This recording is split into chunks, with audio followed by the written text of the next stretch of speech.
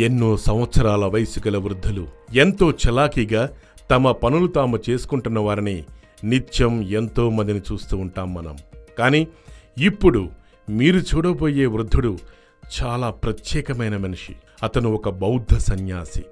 ఒక్క మాటలో చెప్పుకోవాలంటే అతడిని మమ్మీ కూడా అనుకోవచ్చు అంటున్నారు. కానీ తప్పు. అదేంటి, బతికున్న వ్యక్తిని మమ్మీ అని చెప్తున్నారు అని అనుకుంటున్నారా? సందేహం పడకండి. ఒకసారి ఇది చదవండి, మీకే అర్థమవుతుంది.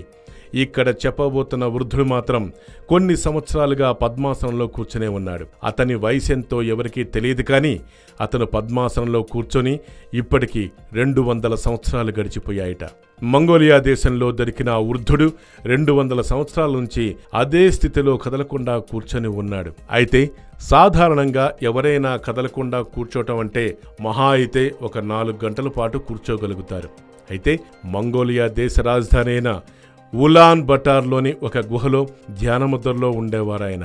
అతన్ని చూసి కొందరు దుండగులు చనిపోయాడనుకొని బ్లాక్ మార్కెట్లో ఆ దేహాన్ని అమ్ముకుందామని బయటకు తీసుకొచ్చారు.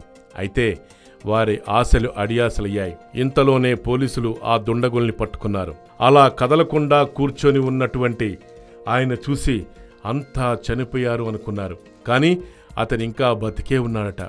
ఆ యోగి శరీరాన్ని డాక్టర్లు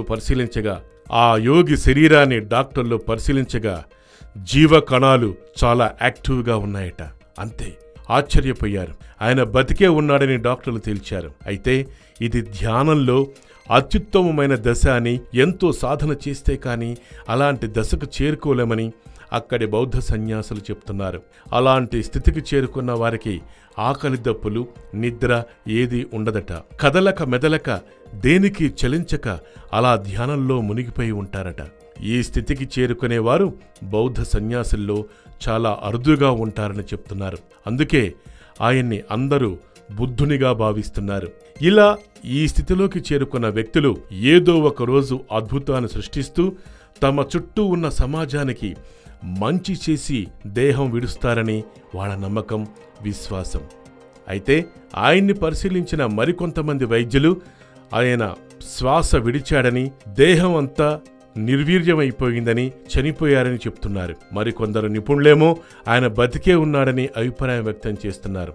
ఇలా చనిపోయాడో బతికే ఉన్నాడో తెలియక ఆ దేహాన్ని మంగోలియాలోని నేషనల్ సెంటర్ ఫర్ ఫోరెన్సిక్లో పరిశీలనార్థం ఉంచారు.